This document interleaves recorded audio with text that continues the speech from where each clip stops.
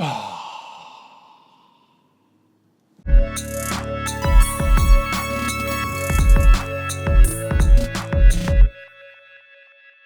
everybody, my name is Jon and welcome to ADITW, a day in the Word, the internet's favorite Bible study. I don't know about you, but I'm feeling a little hungry today. Like I'm hungry for the Word. Like I just want to just take a big bite out of it. Old Testament. Tastes a bit gamey, definitely medium rare. I don't know what I'm doing. Today we're in 1 Kings chapter 9, so please read for me 1 Kings 9 verses 1 through 9. See what I did there?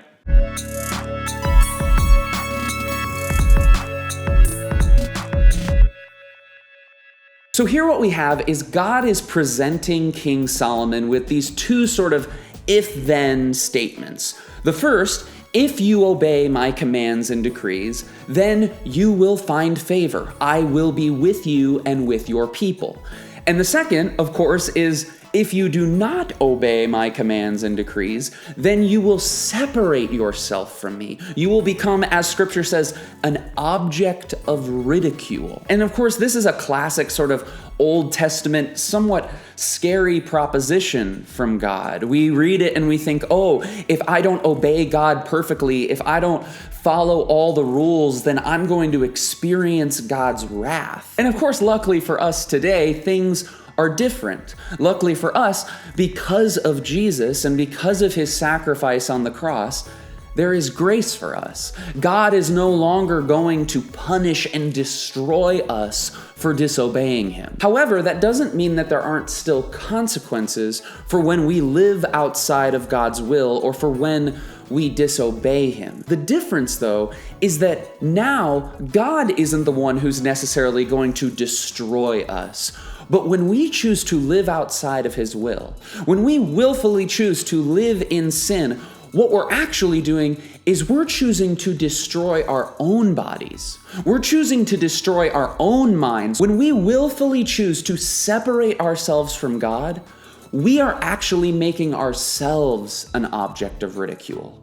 When we choose to live apart from God, we become an architect of our own destruction. You know, something that I often hear, whether it be through emails from people who watch this channel or when I go and I speak somewhere, I have conversations with people where they say, I feel like God isn't with me. I feel like God has forsaken me. I just can't feel God. And they talk about it as though it's all God's fault for not showing up. And I certainly have had seasons of my life where it felt that way, that God just wasn't with me. And during those seasons, it was really easy for me, it was really tempting for me to sort of blame God, as though it was God's fault that I wasn't experiencing his presence. However, when I look back at those seasons, it was actually a result of habitual sin that was in my life. It was actually a decision that I had made to, as we were talking about earlier, willfully live outside of God's plan for my life. I actually was separating myself from God. It wasn't God's fault. God was there all along. It was actually a decision that I had made to remove myself from his presence, or at least remove myself from an awareness of his presence because of a habitual sin or a pattern that was in my life. And maybe for you, it's not necessarily a sinful pattern. Maybe for you, it's complacency. You'd rather give your time to your earthly relationships or your earthly desires than you would give time to your relationship with God. Or maybe for you, it's actually unfaithfulness. It's your unwillingness to trust God's calling on your life. You feel that God has called you to do something, but because out of fear or out of doubt, you're not actually walking in that path. You're not walking in God's will for your life. And so of course you're not experiencing his presence. And so for me, the sobering reminder of this chapter was that when I am feeling absent or apart or far from God, rather than following the temptation to blame God for that, the first thing that I actually need to do is I need to look inward and I need to ask myself, where am I willfully playing a part in separating myself from my Creator? Because the reality is that God's love is always there. God's presence is always available.